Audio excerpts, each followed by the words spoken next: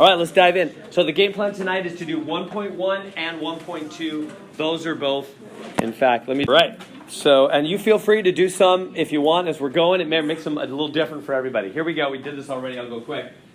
Identify the type of data that would be used to describe a response. Most watched television show. So they're asking us, most watched television show. Is that quantitative, qualitative, or the two kinds of quantitative, right? Quantitative discrete or quantitative continuous. So what's this example then? So this one is most watched television show. Qualitative, categorical. Survey was done asking 300 students how old they are. Histogram was produced to display the results of the study. So is that an inferential study or a descriptive study? Did we talk about that?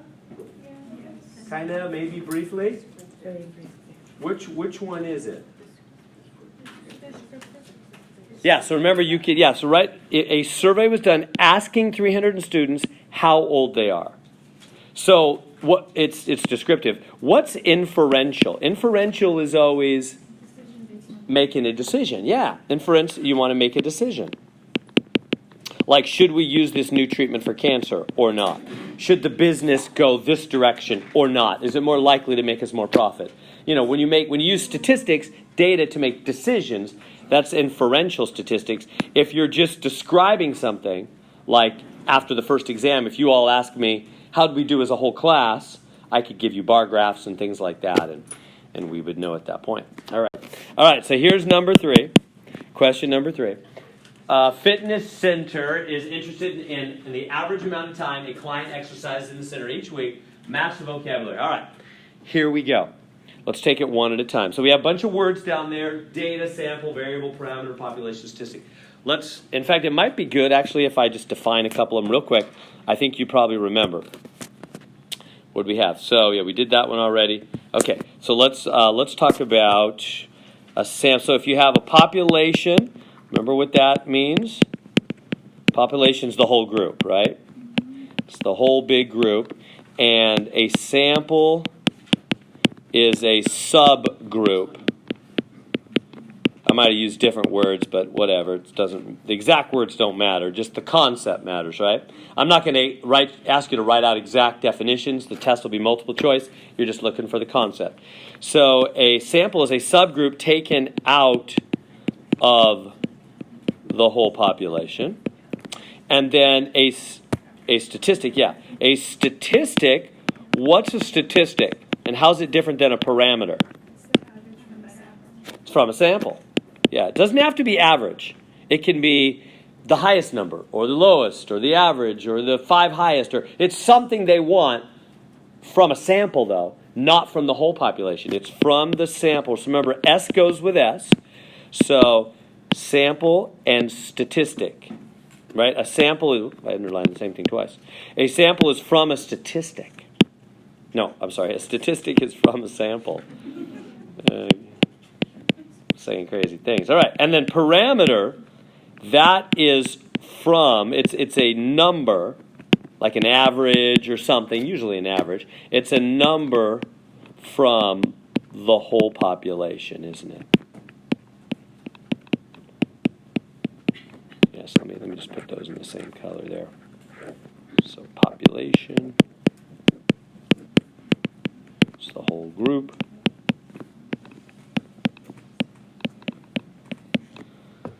The whole group. All right, so population is the whole group, and a parameter is number. So the example I gave you, I think that's easiest to remember, at least for me, is election time, because that way we get to see the end result. So remember, didn't I do that? Didn't I talk about polling?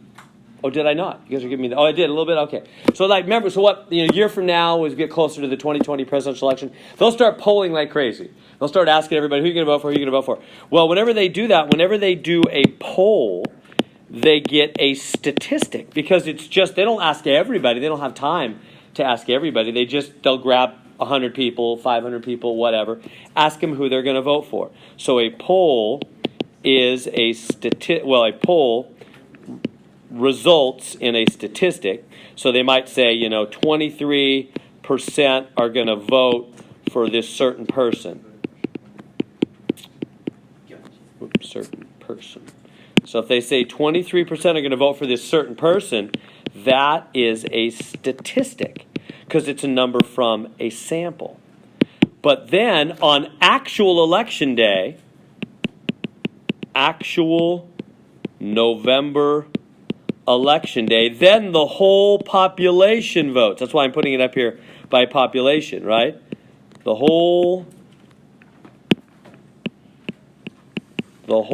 population votes on actual election day. And then you might find out, no, actually 38% voted for that person, whoever that person, that candidate was. And that would be the parameter.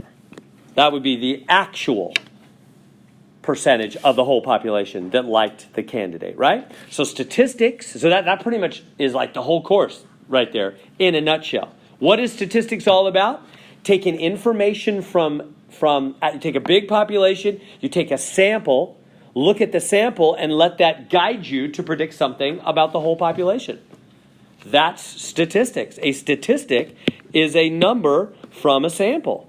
And why are you doing it? Because you really want to know about the whole population number, the parameter. That's not just true for election. It's easy to see for election because then we have the election, so you got the population, obviously. But how would that apply with the cancer treatment? Well, if you have a new treatment, I gave that example last time, right? If you have a new treatment, you start giving it to a few people, the guinea pigs, those that have to take it at first. They usually offer them free, right? That's how they get people to try out something new, is they make it free at first. So the new treatment, say you remember I said if 8 out of 10 people are healed from their skin cancer by the new treatment, and usually with the old treatment, let's say it was traditionally 70% healed. So then this new treatment looks better. 8 out of 10, that's 80%. That's better than 70%. Right? So that's why we do that. When we take the 8 out of 10 and we get 80%, we're hoping that means that really throughout the life of this new treatment, for the next 20 years, 50 years, 100 years, however long the new treatment is used for, it's going to cure 80% of the people. We hope. But we're not sure, are we? Because we've only tried it on 10 people. Get the idea? Just like they're not sure when they do a poll. And they say, yeah, we polled 500 people and 23%, but on actual election day, sometimes things turn out a little different than what they were expecting. So that's what statistics is all about. How do you sample wisely? How do you sample well so that you really figure out what the truth is? How good is this new treatment really going to be for the next 50 years? Is it really going to heal 80% of the people that have skin cancer? If so, it's better than the old one. But maybe it won't. Maybe it's actually worse. Maybe if we use it for the next 50 years, we'll find out it only heals 60% of the people. And the old treatment was better and we should have stayed with the old one. Well, how could that happen? We did it and 8 out of 10 people were healed. How could that happen? I'm not sure I'm communicating with you now. Am I coming across loud and clear? Sampling error. Yeah, sampling error. That's impressive. You don't have to use the official lingo, but that's good. Yeah, right? Luck. I just say luck. I'm not into official words, but that's good. I mean, that's even better if you can do that. Luck happens. Things happen by chance, don't they? You maybe got just a lucky 8 people. That can happen, right? You just go out and grab 8 patients at random and give them the new treatment. They happen to be more healthy people by just chance, maybe, and they were going to be healed no matter what. They were going to get over it on their own, and the new treatment, that could happen by chance, and thus the new treatment's really not the better one. How do we know if something is just by chance? Because anything in life, right? Anything in life, there's 2 possibilities. Here's the trick, and this is all statistics. I hope you caught this last time. There's 2 possibilities. There's the probability that something happens by chance. And if it doesn't happen by chance, then the other possibility is something causes it. It wasn't chance. There's something causing it to happen. Like the drug's really working. The new treatment's really working. It's healing people. Or maybe it was chance that those 8 out of 10 people got better. Right? That's the whole course in a nutshell. That's the study of statistics right there. In everything, in business, in medicine, in science. Whenever we're looking at a new treatment, a new plan, a new whatever, a poll to figure out elections, we're trying to figure out what's the chance, what's the probability that our results could just be chance luck. And if that goes really low, in fact, what we like is we like this to go really low. If the probability of it happening by chance gets super, super low, then you pretty soon start believing that something is causing it. It's not chance, right? So if we go back to the doctor thing, the cancer thing. What if we started with 8 out of 10. 8 out of 10 were healed of their skin cancer. That could be chance, right? You could get 8 people lucky, 8 out of 10 just by chance. But what if we upped it and we got 80 out of 100? That's still 80% healed. Just like the other one was 80%, right? We're still hitting 80%, but now we've examined 100 people and 80 of them were healed. Could that still be chance? Yeah, the problem is it always could be chance, couldn't it? But what's the problem? What if you did 800 out of 1,000? What if you gave the new treatment to 1,000 people and it's still holding tight at 80% healed? What's the probability that really it doesn't work at all, the new treatment, and it's just by chance that we got 800 out of 1,000 that were just going to be more healthy anyway on their own? Well, that's getting really, really unlikely at that point. And we start thinking, no, that's not going to happen by chance. Something's causing that, right? And you know where they do that all the time? Where legally do they do that? What happens in a court of law, in a criminal case? When an accused comes into the courtroom, they are assumed what?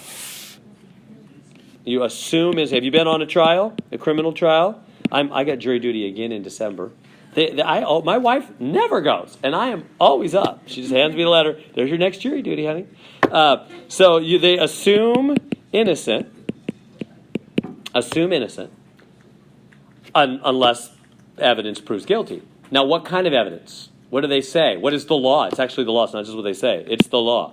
How much evidence do you need to prove somebody guilty of a crime? Criminal court. I'm not talking about civil court where you're just suing somebody for money. I'm talking about criminal court. You're going to lock somebody away. Beyond a reasonable doubt. There it is, right? To be guilty, you've got to not only have evidence, but you've got to have strong evidence. And how do they say? What's the law? How does it read? Evidence beyond a reasonable doubt. This is what the judge charged you with. I've been on at least one criminal case, and after you've heard all the evidence, the judge looks over at the jury. I was in the jury. I wasn't the one being charged. I was in the jury, and looks over at the jury and says, "Your job, jury, as you go back and talk this over, is to weigh out the evidence you've heard and decide if that evidence is beyond a reasonable doubt." That's the law. So the judge charges us with the law. It says your job is to follow the law, and the law says, look at the evidence. If it's beyond a reasonable doubt. Now, why do they say reasonable doubt?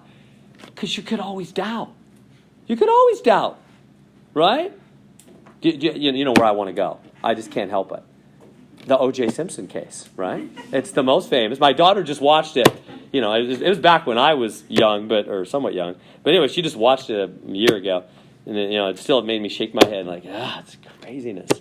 Right? They had DNA blood evidence. I don't know what those jury people were even thinking. They had DNA. And that, I was on a court trial with DNA, and the person came in and she talked statistics to us. That's exactly what she did. She said the probability of this blood, it wasn't actually blood, it was another bodily fluid, being mistaken is, and then she gave us the number. It was like 0.000000135. It was like crazy low. Like, no way is this mistaken. Now, is there always a chance? Yeah, there's always a chance. Maybe an alien took over OJ's body and transported the blood. You can always come up with something crazy, but is it reasonable?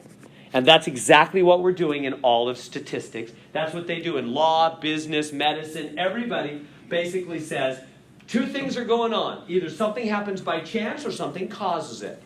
We look at the evidence for by chance. We say, what's the probability that it could have happened by chance? And if that probability gets really, really, really low, we don't believe it happened by chance anymore. And we start saying, nah, it didn't happen by chance. Something's causing it. You're still sort of guessing. You never know for sure. But the lower the probability goes, the more confident you are something's causing it. You want to be beyond a reasonable doubt. All right, so I just kind of summarized the whole class. So getting back to it, let's see if we can put all these numbers together. The 45 clients, so back to this question. What are they talking about? The fitness center is interested in the average amount of time a client spends there. So they want to know, hey, the people coming in, what's the average time? Here we go. So the 45 clients from the fitness center who participated in the study. What is that? Look at there's my options down there. Data, sample, variable, parameter, population, or statistic. Sample. Yeah, exactly. That is the sample. Where should I write it? Right here. That's the sample. That's the people out of the whole gym. That's the 45 people that we're examining. The 45 clients. That's the sample group. Like the 45 people you ask who they're going to vote for or whatever, right? That's the sample group. Check. Next one says all 45 exercise times. That's the one that stumped me last time, I think. So I cheated and looked up the answer. That's data. That's just data. I think I might have guessed it. That I can't remember. But next one. It'll make more sense as we go on, I think. All clients in the center. Everybody that goes to the gym. That's the population. That's the population because that's everybody. All the clients. Let's keep moving. The average amount of exercise time for the 45 clients. That's your statistic. That's your statistic. That's the most important part. Honestly, I'm not going to put data on the test. That's kind of a dumb thing. No surprises with me. I'll make very clear. We'll have a practice exam which will show you exactly what's going to be on that exam. But let me even start hinting at it as we move along. I'm not going to ask you about data on the real test. That's a little fuzzy, I think. But I will ask you statistic, population, sample. Those are mainstays. Why is that a statistic? Because it's from the sample of 45 people. Okay, now let's jump to I'll do this one in a minute. Let's jump to the bottom one. On the very bottom, it says grab this one. The average amount of time, so we're talking average again, just like that one said average, that all clients, it's average for all. So what's that? Parameter. See the difference? That's a parameter because it's from the whole population. So you see how P goes with P, parameters from the whole population, S goes with S. Statistic is just from the sample. Now you might be, let's do the last one, then I'll jump back. What's the second to last one that we have skipped over? Is that what it is? I haven't even looked at it. The amount of time. Yeah, again, I'm not going to put variable on the test. That's a dumb question. So I'm not going to put variable, I'm not going to put data. But I'll do statistic, sample, population, and sample. Make sense? So the main things I want you to know there is a sample is the small part, and what you take from a sample is a statistic, population is the whole group, what you take from a population is a parameter. Why did they define this one? Because you might say, look, Mr. Aaron, this is 45, that's from the sample. Why isn't that one, why is that one data and not a statistic? Because it's not what they were trying to figure out. Simply put, look up above. Look at the beginning words up here. What were they trying to figure out? A fitness center is interested in what? Average. They want the average. That's what they want. So that's going to be your statistic. That's the average. And it's going to be your parameter. It's the average for all. Anything else, like, the 45 data time, exercise times, that's just data. Because that's not what they wanted. So it's not a statistic. And it's And it's just from a sample, so it's not a parameter, right? We good there? Does that make sense? So if that was too quick. Okay, so this is question number 6. So in your homework, it'll be the exact same order, but they'll just, well, no, that's not true. There's a slight variation of order, huh? It mixes them a little bit. Not much, but a little bit. They're pretty much the same kind of questions. It changes it up. Oh, and you have infinite tries in your homework, right? You all know how that works? Infinite, you can do 3 times. It marks it wrong, ask for a new one, on you go. All right, so, and if you run into one, if you're doing it right now and you run into like a really tricky one, feel free to let me know, because I'm just doing some examples, but there might be another hard one out there that I didn't happen to get when I just had to randomly print me out one version of the homework is all I did. So if you're doing it and you find some really weird question, let me know. And it'd probably be helpful to everybody if I solve the really weird ones, because some people will get those. A researcher is interested in the attitudes towards releasing prisoners with Alzheimer's who have a life sentence. That's interesting. I never thought about that before. So Alzheimer's patients who have a life sentence. What do you think about that? Interesting, huh? 85 randomly selected Americans were asked, prisoners with Alzheimer's who have a life sentence should be released. Strongly agree, disagree, strongly disagree. All right. So let's try to go through it. So same terms. First one, all Americans. Boom, population. Easier now, right? Next, the proportion, that just means the percentage, of the 85 Americans surveyed who strongly agree. Yeah, that's got to be a statistic, right? Because that's from a sample, right? It's a number from a sample. It's not an average, but we don't always do average. In this case, it's a percentage. A proportion is as a percentage, right? And it's from a sample. It's not from everybody. It's not from the whole United States population. It's just from 85. It's from a sample, right? Next, the 85 Americans who participated in the study. That's the sample, right? That's the small group taken out of the whole United States. Next, the list of answers that they gave. It's got to be data. Again, I'm not going to put that on a test because it confuses me too. But I think that's got to be data. Let's go on. The answer, strongly agree, disagree, or strongly disagree. Yeah, again, I'm not going to put that one on the test either because that one's weird. But yeah, that's variable because that's varying. There's various answers, right? I mainly do it because it's the only one left. The proportion of all the last one, the proportion of all Americans who strongly agree. Parameter. So that I would put on a test. Everybody clear that that's a parameter because that's the proportion of all. It's from the population, right? Parameter from population, statistic from a sample. That's what they're trying to figure out, right? They want to know what all people think, so they're asking a sample to figure out what all people think. All right. Biologist is studying the plant diversity in 15 million acres of the Sierra Nevada mountains. How do they do that? How does a biologist go out and figure out the diversity, like what kinds of plants are in what kind of places? 15 million acres. I mean, that's a lot. They're not going to walk every square foot of that, probably. He will count the number of species in 150 acres. Match the strategies to their corresponding sampling technique. Okay, so here we go. First one. So now we're talking about sampling techniques, and this is brand new. I haven't talked about this at all. So let me just go through them, and I'll point to them as we go, and I'll write them out for you too. So in fact, I could probably Let me begin by writing them out. How about I write simple? Let me write them here for you. Then we'll go back and see them. Simple random. I think that's pretty obvious. I'm not even going to write anything. It's simple random. You just grab at random. Stratified. Yeah, that one's more tricky. Let me write that one out. Stratified. Sampling. These are all sampling. These are all, I should write that. These are all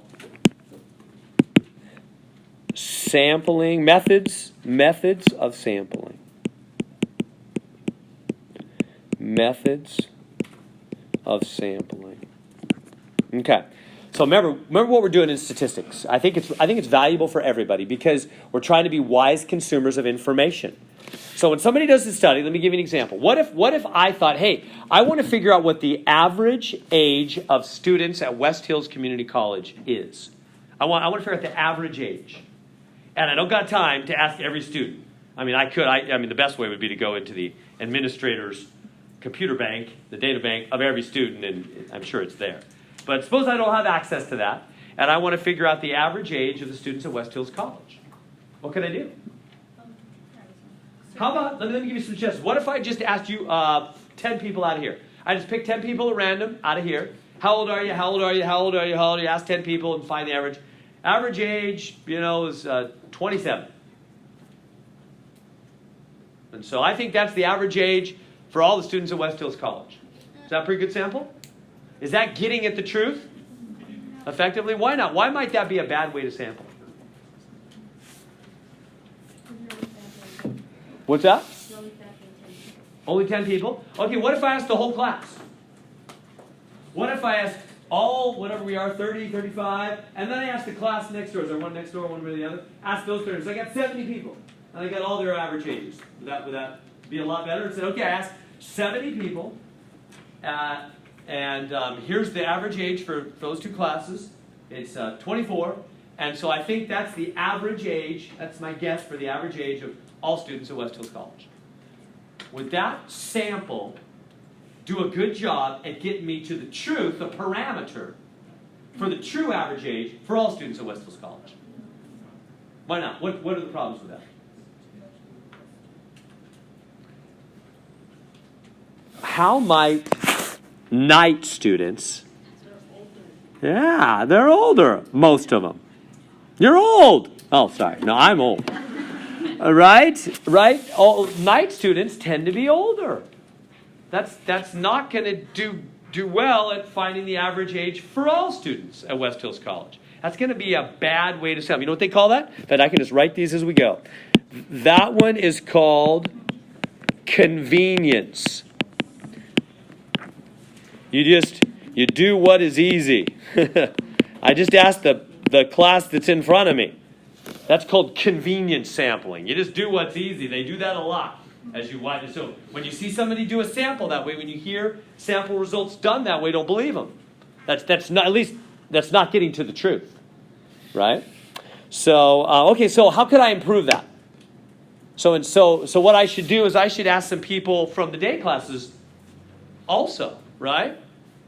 So what if I said, okay, I'm going to stay right here all day. I'm going to right in this room, and I'm going to ask all the people that go by in the day and the night, and add them all up and get the average age for all the students in this classroom, day and night.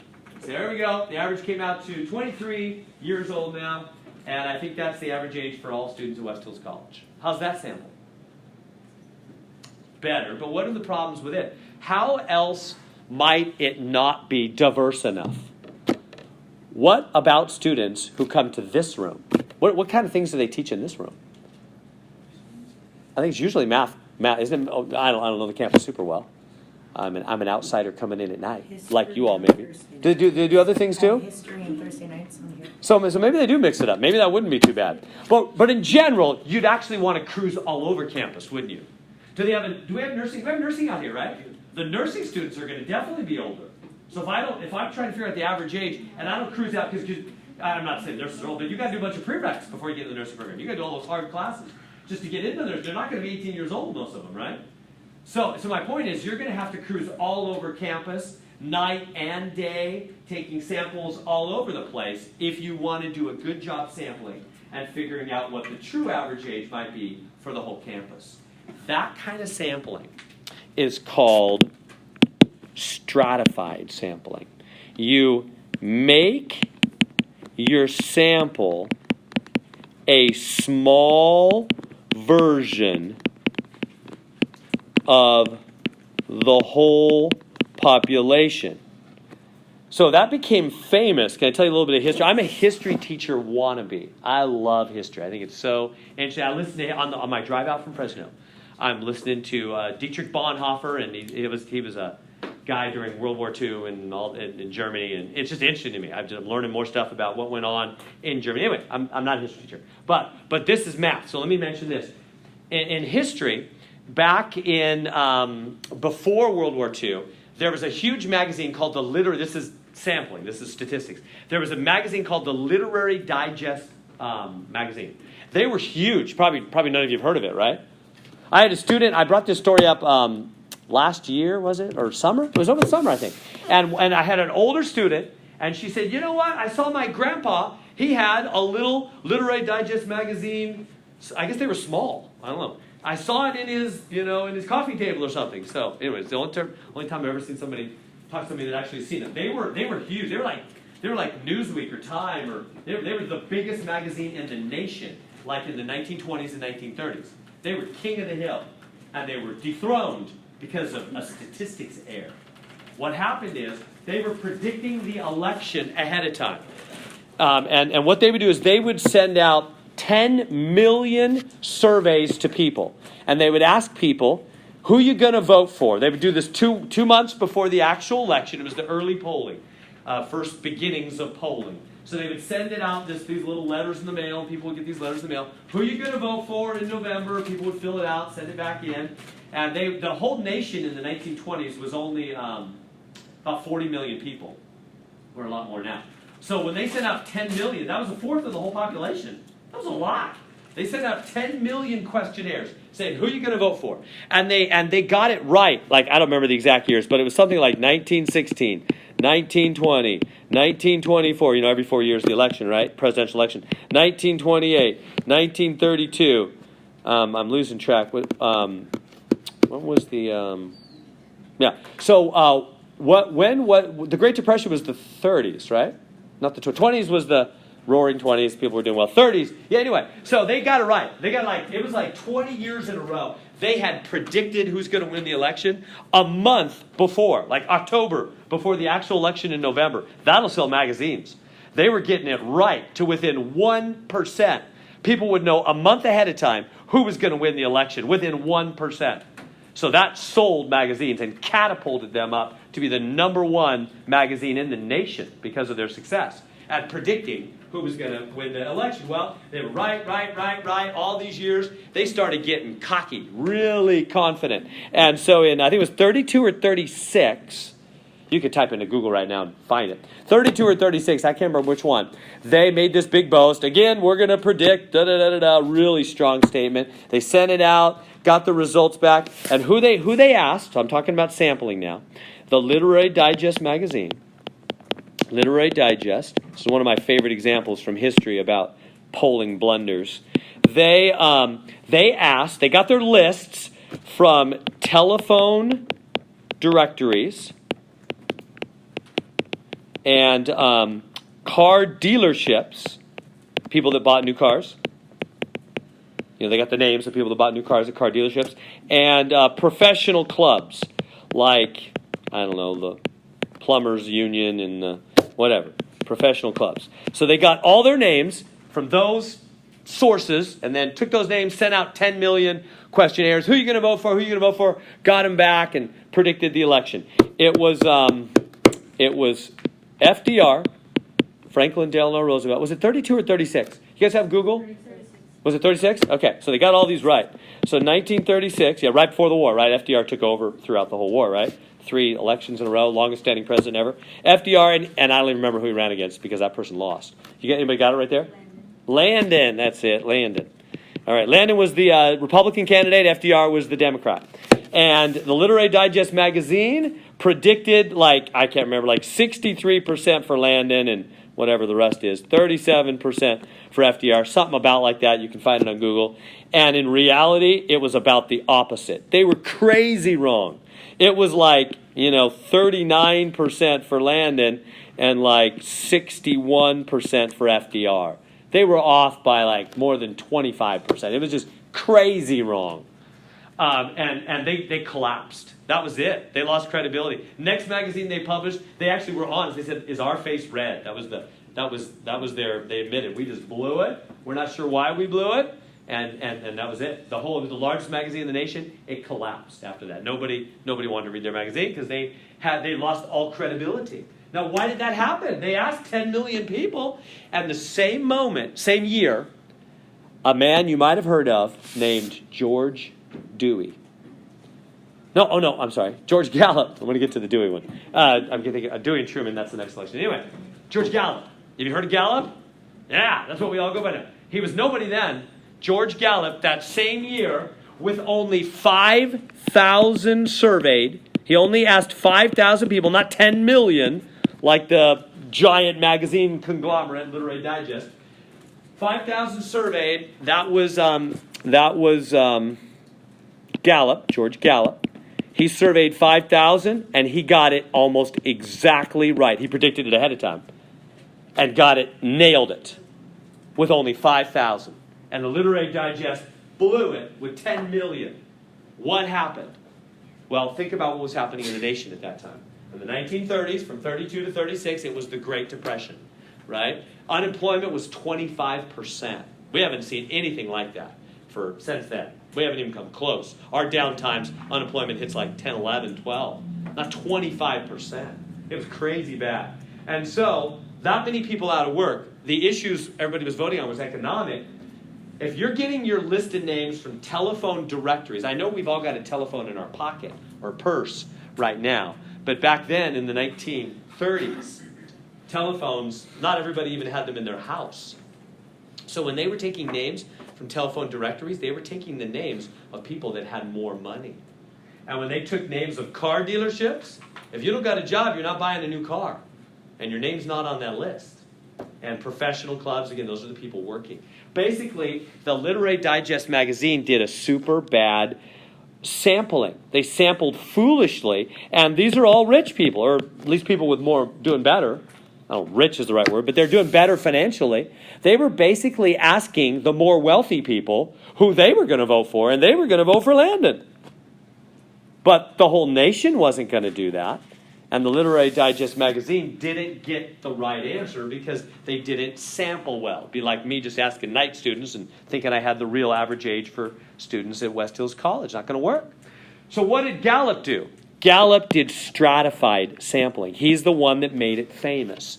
He did stratified sampling. Gallup only did 5,000 people, but he made sure that his little 5,000 was a reflection of the entire United States. Meaning, he looked at the United States and said, all right, 30% of the United States lives on farm, rural, and 70% lives in the city. So I'll make sure on my little sample, 30% of my sample is rural and 70% is city. And this portion are male, this portion are female, this portion are old, this portion are young or middle-aged. And so he made sure this race, that race, whatever other breakdowns you want to do. He made sure all the percentages in his little sample exactly matched the entire United States population and all the important characteristics that make people vote differently. Income level, age, all that stuff. And so he got the truth. So that's called stratified sampling. That's what they do today. That nothing much has changed. That's the modern polling methods. Ever since Gallup, he rose to huge notoriety at that time and hasn't backed off. Everybody does it that way now. So when they do polls, they do it stratified. They make sure that the little sample is a little picture of the whole United States or the whole whatever you're trying to sample. I love this line. Gallup had this one line. He said, if you have a big pot of stew, because remember, Literary Digest did 10 million people and blew it. He did 5,000 and got it right. George Gallup was famous after that for saying, if you have a big pot of soup, if you stir it well, you only need one little spoonful to know what the whole thing tastes like. Right? If your little sample is well stirred, if it's a little picture of the whole pot of soup, then you're getting the real taste. And that's stratified sampling. So that's the best way to sample. And let's go on with, what else is it? Did I cover them all? Cluster. Okay, cluster. And that's it, right? Yeah, that's it. So last one, cluster. That's just like in a group. Let me write that, and then we'll be ready to answer these. So cluster sampling is in groups. So like that's if I went class by class. So I want to figure out the average age, West Hill students. I'll ask this class, that class, the next class. I'm doing them in clusters, doing them in groups. All right, those are different kinds of sampling. The best is stratified. That's the modern technology, stratified sampling. All right, coming back to it, here we go. The biologist. Question number 1, or first option. The biologist goes to 15 diverse locations that have 10 acres each and surveys all 10 acres for each of those 15 locations. So he goes to 15 different spots, does all 10. Might be kind of hard to, if you're not used to these words. You know which one that is? You missed one. Did I miss one? Do that one. Okay. Yes, I did miss one. Let me squeeze it in. I'm out of room here. Let me squeeze it in up here. Systematic.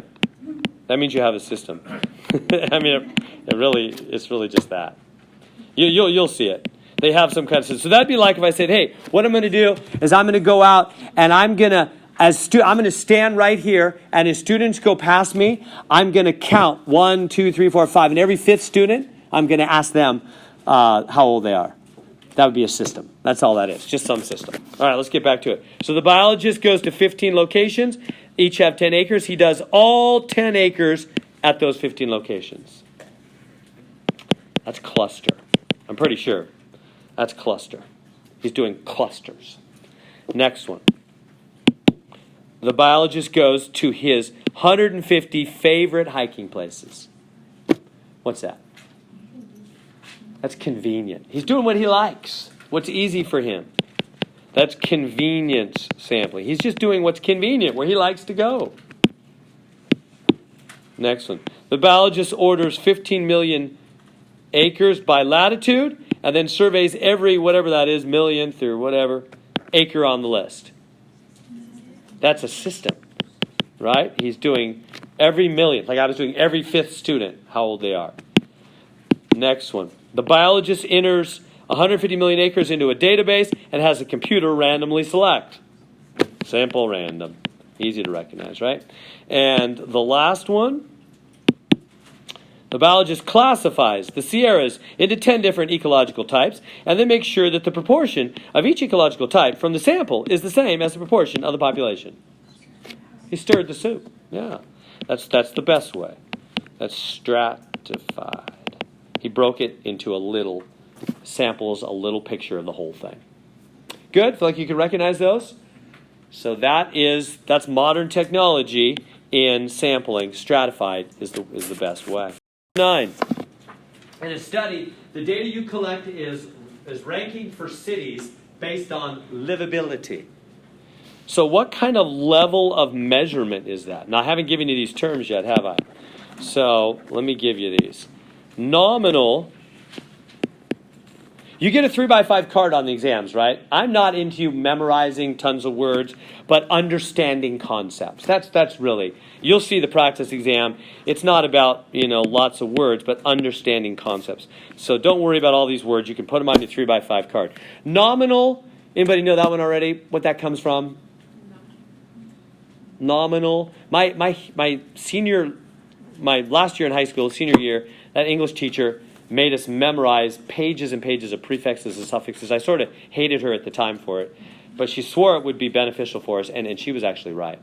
So if you know nom in front of a word, it means name. Whenever you see nom, it means name. So this is naming. You can know a lot of words if you just know prefixes and suffixes. You don't really have to know the word. You just recognize it's name. So it's naming. And a nominal measurement is where you give them names. Ordinal, what does that have in it? Order, right? Order. So that's put them in order. That'd be like, first, second, third kind of thing. Numbers in that. We're talking about data, how it works. Interval. Now, interval means an interval, a range. A range. So that would be continuous. Remember how we talked about discrete and continuous? That's like continuous. Like all the weights. A weight of this podium can be anywhere from 48 to 52 pounds. That's a range. That's an interval. That's a continuous number. That's an interval. Ratio honestly kind of confuses me. I think ratio, I'm not going to put on the test. I'm not going to use that word. But I'll just tell you what they want. It's basically discrete. It's the same thing as discrete. I know it's kind of funny that they call it ratio. Let me just leave it at that for now. Honestly, I can't think why they even call it ratio. But it's the same thing as a discrete set of numbers. So it's not much different than ordinal. So let's answer this question then. In a study, the data you collect is ranking for cities based on livability. So for ranking those cities, what are we doing? We're putting them in order, for sure. So we're going to put them in order. It's ordinal measurement. We're measuring their order, aren't we? All right. And is this observational or is it an experiment? The temperature, so we're changing gears. I guess there was just one question with that. So now, observational or an experiment. I haven't defined that. There's so many definitions here. Let me just bring it to here. Observation is when you just look at it. You just observe. And an experiment is when you change something. Right? You experiment on it. You give the patient a medication and see if it does something. That's an experiment. Versus if you just look at the patient and see if they have the disease or whatever, that's observational. So which one is this then? The temperature on randomly selected days throughout the year were measured. The temperatures were measured. Yeah, it's just an you're just observing the temperature. Observing the temperature. You're not going to change the temperature, right?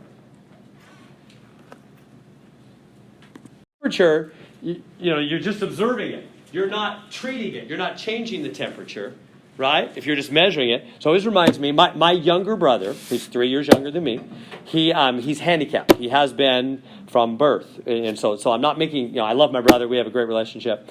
He comes and visits. Anyway, but when we were kids, it was funny. So being handicapped, he didn't understand a lot of things. He's a very fun person. But he one time went out to our patio. He loved the snow, and he wanted it to snow. We lived in Sacramento. It wasn't going to snow in Sacramento. But Brian went out to the front patio. I remember, we all used to joke about this. And he took a bunch of ice cubes and put them on the thermometer that was on the patio. Because he figured if you can make that thermometer go down, it might snow. So so we're not treating the temperature here. We're just observing the temperature, aren't we? Brian's a lot of fun. All right. So, all right. A team of researchers is testing the effectiveness of a new HPV vaccine, whatever that is. They randomly divide the subjects into two groups. Group number 1 receives the new vaccine. Group number 2 receives a placebo. What's a placebo? Yeah, it's a fake sugar pill. Or it might be water if it's a placebo injection. It's nothing, but it makes them think they got something, right? Why do they do that with medical treatments? Because we're psychos. Really? I mean, no, I know. I just like to use dramatic words. But yeah, we know now. Medical science has discovered in the last 50, 100 years that our brains have a huge effect on our bodies. So whenever they're trying to test if a new medication is really doing something, they give half the people, the other group, a placebo because they want them to think they're getting the drug. And then their mind can do whatever their mind's going to do. And if the other group that got the real deal gets better, then we'll know it was the actual drug. It wasn't just psychological, right? All right. So which one is the treatment group? So here's some new terminology now. What is a treatment group? Well, it's the ones that get the treatment, right? They get the real deal. Whatever it is. They get the real treatment. And so which group got the real treatment? Group 1 or 2? Group 1. And then what is the control group? That's the other group. The control group does not get the real treatment, right? They get the placebo. Does not get the real treatment. That was group number 2. There's more questions on this. Then we'll answer this part. So team of researchers testing the effects of this new vaccine. They randomly, we can't even see the words there, can we? So the team broke it out. They randomly divide the subjects into two groups. Group 1 receives the new vaccine. Group 2 gets the placebo. The patients were told which group they were in. So, is this study Blind, double blind, or neither? Now, what does blind mean?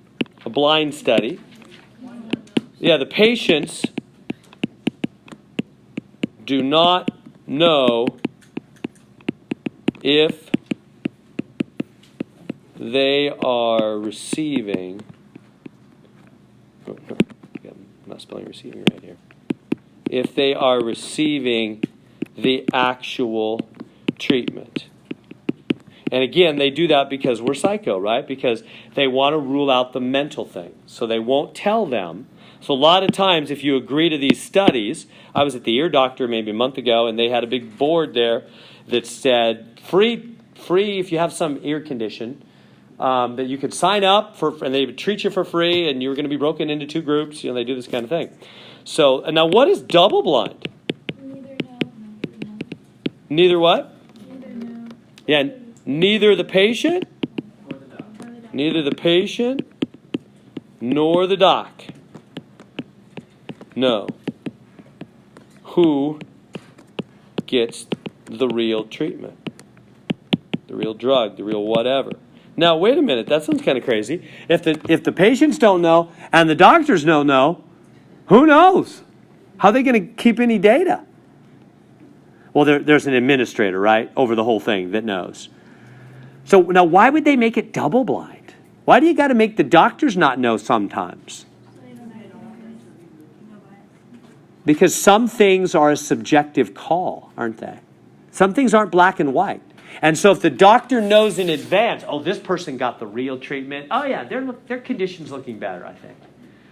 This other person, no, they got a fake. Oh, no, they're not looking so good. They could be led astray into making a false diagnosis just based on their knowledge. So they want to rule that out. Most famous case of this in the history of the United States. Here I go again. I'm a history wannabe teacher here. But polio vaccine, Salk, the Salk vaccine. Johannes Salk, that doctor, right? What was that? The 30s or 40s? Like all my stories are 30s and 40s today. Anyway, so that was huge, right? They were trying to wipe out polio. Polio was a killer. It would literally kill people. We had a president. It was FDR, wasn't it? Yes, I'm doing FDR again, aren't I? It was in the wheelchair because of polio. So polio was a big deal in the 20s and 30s.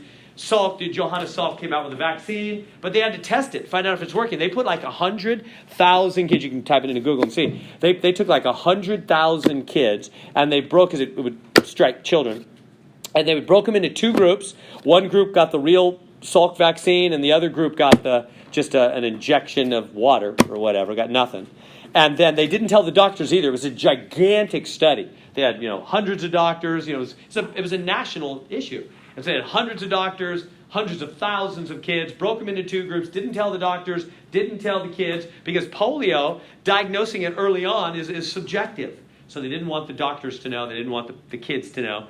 Can you imagine agreeing to a study like that? Bunch of people backed out. I remember, it's interesting to read about it. A bunch of people, like 50,000 families, backed out. I could see why, right? They said, your kid may or may not get the real treatment. And we're not going to tell you for 2 years. That's just what they had to do. So a bunch of people backed out and said, no, I'm not doing that. So the people that agreed got the thing, and the results were fabulous. The group that got the Salk vaccine, only a few of those children, I can't remember the numbers, you can type it into Google again, but like 30 or 40 of them got mild polio, like 8 of them got paralyzed, of those that actually got the vaccine.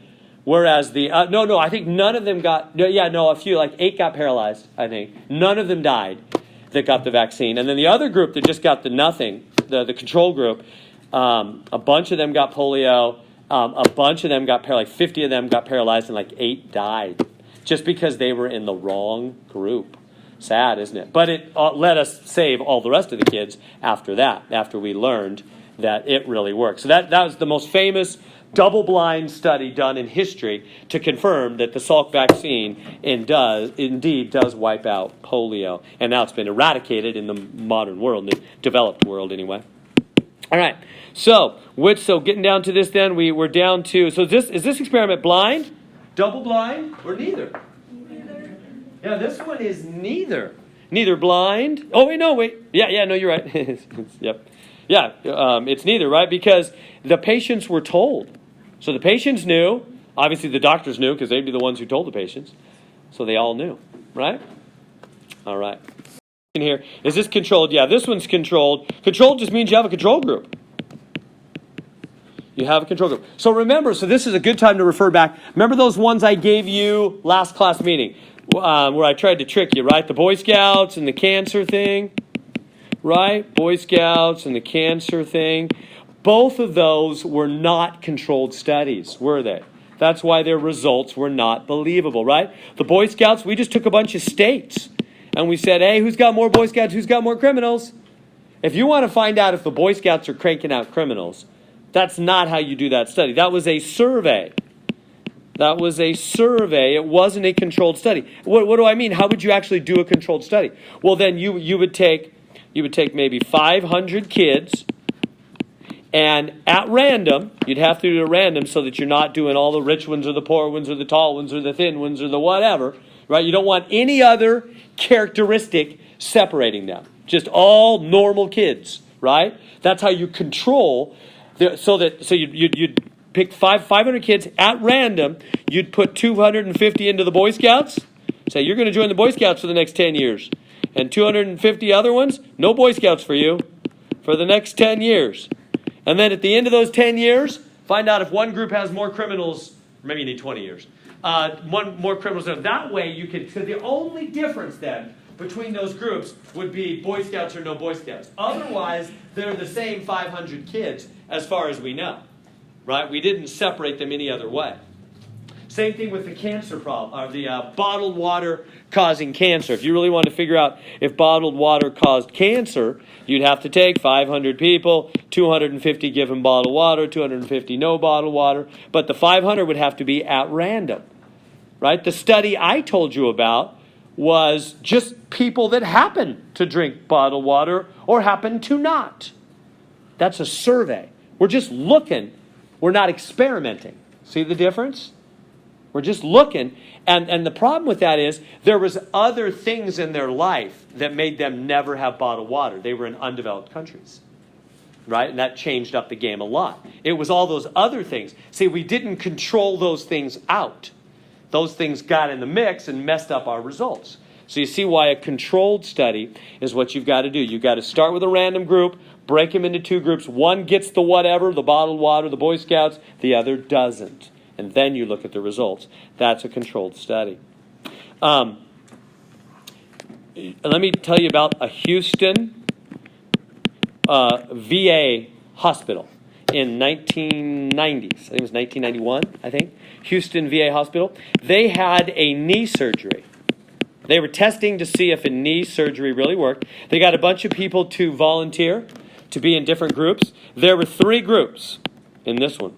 Group number 1 had, surgery type A. I don't know what it is, some kind of laparoscopic surgery. Group number 2 had a second kind of surgery. It has a name in which I can't remember. Group 3 got fake surgery. That's why I think this one's interesting. Yeah, I'm not joking, and I'm not making this up. You can go on to Google. Google has all the truth. Right? I like having Google. Boom, there it is. Yeah, fake surgery. Now, what does that mean, fake surgery? How do you have fake surgery? Yeah, they would slice their knee open, sew it back together. It's so messed up because those scars hurt to heal. And tell them for the next, and these people had to agree. These veterans had to agree. They were getting free knee surgery, or not, and they had to agree ahead of time to be in this plan. You're going to be in 3 groups. One of the groups is a fake surgery, and we're not telling you for 2 years. We're going to watch you for 2 years. You report to us how you're feeling, how your knees are feeling, and then after 2 years, we'll let you know what kind you really got. They wanted to figure out if the surgery was working. Here's the funny part. After 2 years, all 3 groups felt better. All 3 groups felt better, but one group felt best, reported the best results. It really was. It really was. The fake surgery group reported the best results. Which means what about that surgery?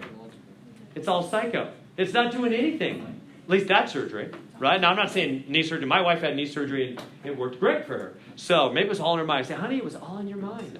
I don't think so. But anyway, so I'm not saying that's always. But that study showed in that situation, whatever they were doing wasn't doing anything because the fake surgery actually had the best results. Interesting study. Number 12 here. It's a match the definitions. Okay. So I think you probably can figure these out. Experimental units. Definition. So let's go down. A study in which a treatment is applied? No. The people, animals, or things? Yeah. So can I just match them up? That goes with B. Right? It's the people, it's the animals, it's whatever you're experimenting on. Those are the experimental units. Let's skip retrospective. I'm not going to ask you retrospective. Let's move on to treatment. Which one of those? A, B, C, D, or E? So we already got B. B's out. Which one of those is a treatment?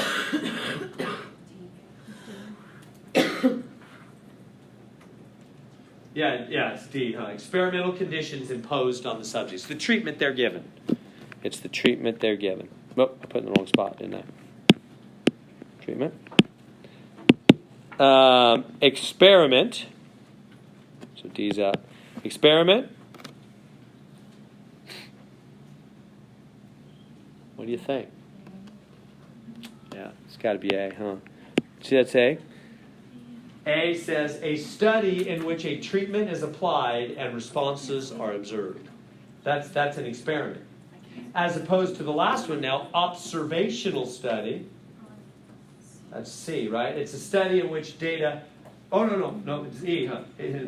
Past is the retro, right?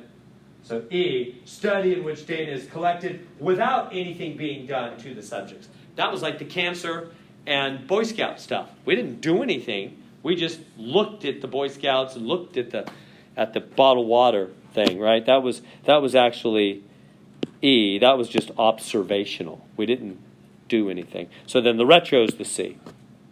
Does that make sense? I know. Is it helpful? Right. Sociologists surveyed 300 people about their level of anxiety, scale of 100. Unfortunately, the person inputting the data into the computer accidentally transposed 6 of the numbers, causing statistics to have errors. So there's an error. What kind of an error is that? Is that a sampling error or a non-sampling error? Is that an error that comes because we sampled badly, like me asking 10 people in here how old they are and thinking I have the average age for the whole college? That would be sampling error. So this is non-sampling error, huh? This is an error made just by the data people. See the difference? So sampling error would mean doing the sample badly, foolishly, right? Like the Literary Digest magazine did. That was sampling error, whopping sampling error. So this is non-sampling error. Which of the following are reasons that a sampling technique may not be scientific? Choose all that apply. Wow, yeah. That's. I think I need to give you a little more information. Let me tell you about a Nightline survey I read about recently.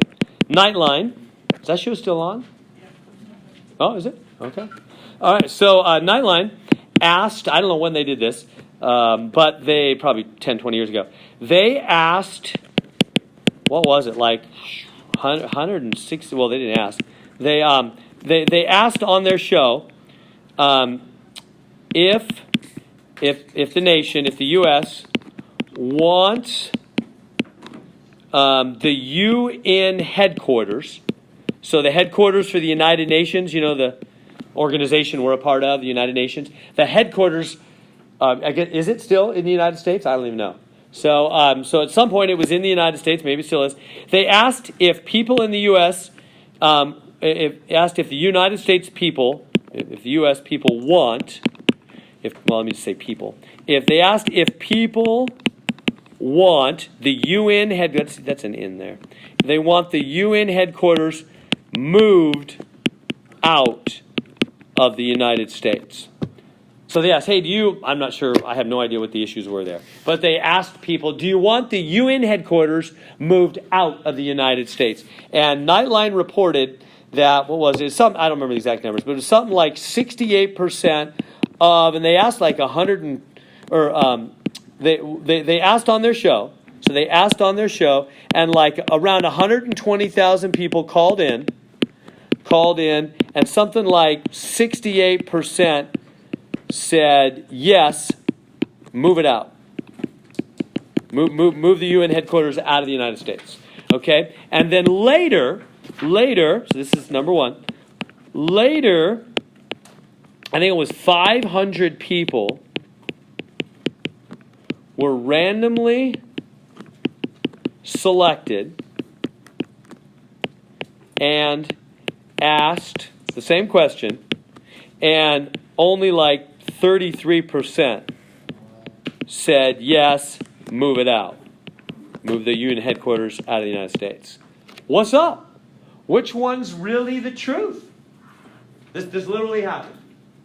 So I'm not sure the exact number there, but it was about like that. So I saw the example today. And so Nightline asked the people, asked on their show, call in, tell us what you think. A lot called in, 120,000, 68% said, yeah, move it out of the country. Later, another study was done, 500 people, randomly selected and asked, 33% said, yes, move it out. So which one's the truth? We want to get to the truth. How does the nation as a whole really feel? Right, we're trying to get to the truth. It's like polling. How many are going to, what's the election going to go? What does the nation really think on this issue? So one of those is wrong, or both maybe. They're not both right, that much is for sure. What do you guys think? Which one's right? Why would one be more wrong than the other? Any thoughts? Probably number two. Number two is right? Why is that? Not everybody watches Nightline. Not everybody watches Nightline. So how does that affect the survey? Only people that watch Nightline. Whenever they show. Yeah. They're a certain kind of crowd, aren't they? Yeah. And somebody might argue, and I think you're totally right. Some people might argue, well, that's a lot more people than that. That doesn't matter at all. 500 is plenty. You don't need. Remember Literary Digest magazine? They did 10 million and blew it. Gallup just did 5,000, got it right. So yeah, you're right on the money. When they ask their viewers something, and they call in, you're not getting the truth. You're getting, not only are you not getting the truth of the nation as a whole, you know what? You're not even getting the truth of those who watch the show, even though you're close to that, right? But yeah, the main issue is these are people that watch the show. They're a certain kind of person. I'm not sure what that kind of person is. I'm not a watcher. But whatever that kind of person is, that's the kind of person that's calling in. And not only that, there's something called voluntary response. Let me mention that. Voluntary response. And that is those in the sample chose to put themselves in the sample. So that would be like if you post something on the internet, which we see all the time. So I'm helping you become a wiser consumer of information here. So when Nightline, or you ask people to call in to your show, they do this all the time, don't they?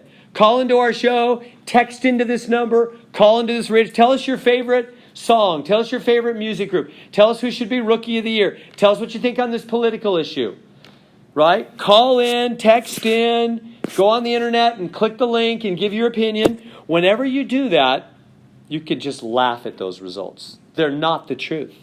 What they're getting, do you realize? Think about this. If you see something on the internet that says, click here and give us your opinion on this issue, do you click in? No, most people don't. I certainly don't. I look at that and go, I don't got time for that. I got 5 kids. I got stuff to do. I got time for that. I'm not clicking on that thing. Right? But who clicks in? Extreme views. People that love the issue or hate it. It's just really important to them. They love it or hate it. In other words, you don't get the average person's view. So if they do the UN headquarters thing, what do you think? I look at it and go, I don't know. Is it a big deal? Maybe there's something I need to know. Doesn't seem like a big deal to me. But some people think, oh, yeah, it's got to be, or oh, yeah, it's got to not be.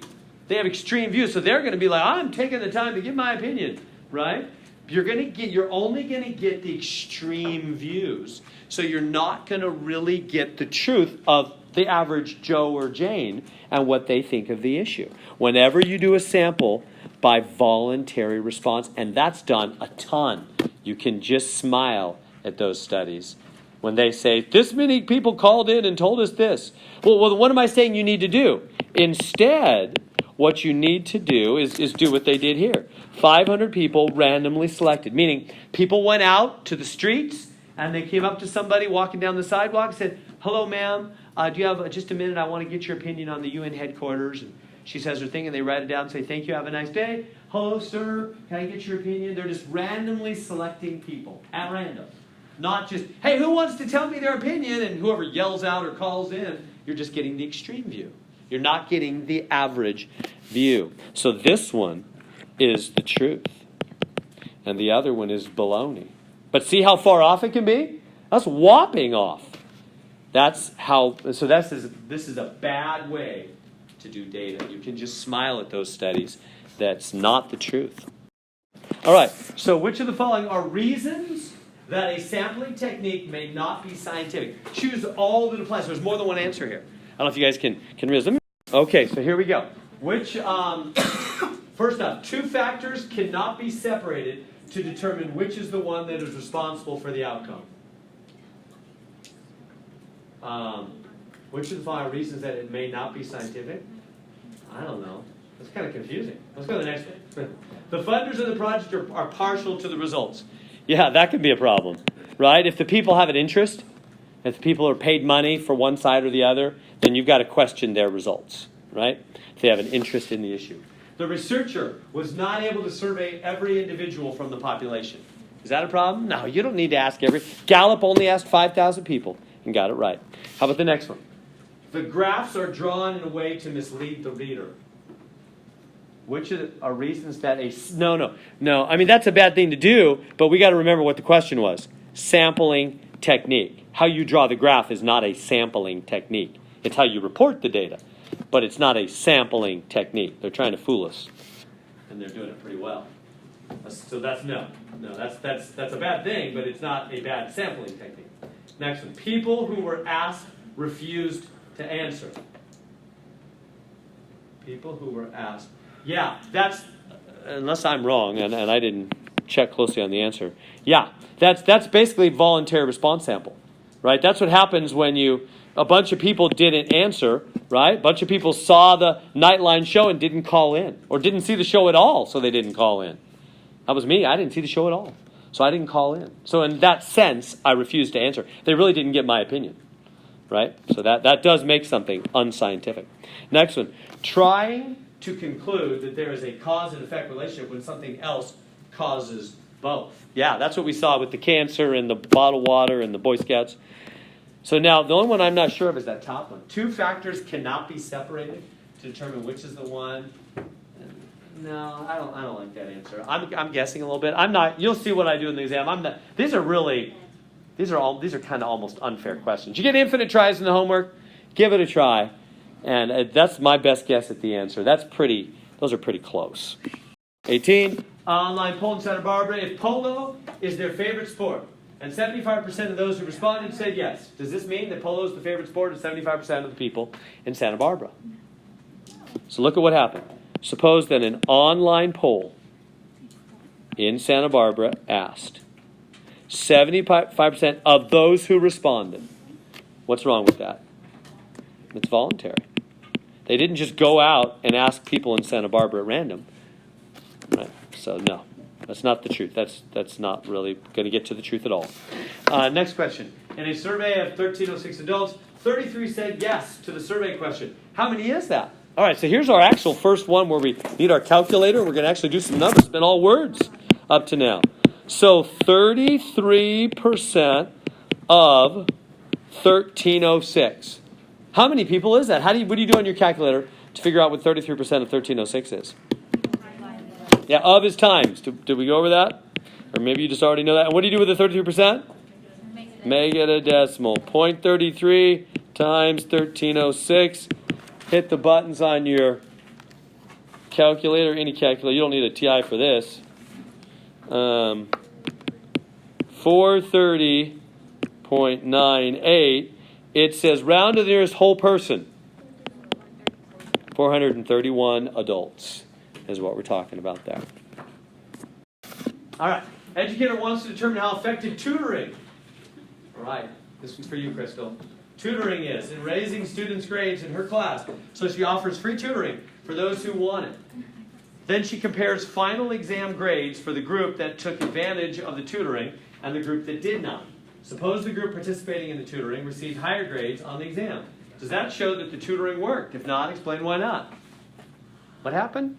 She compares final exam grades for the group that took advantage of the tutoring and the group that did not.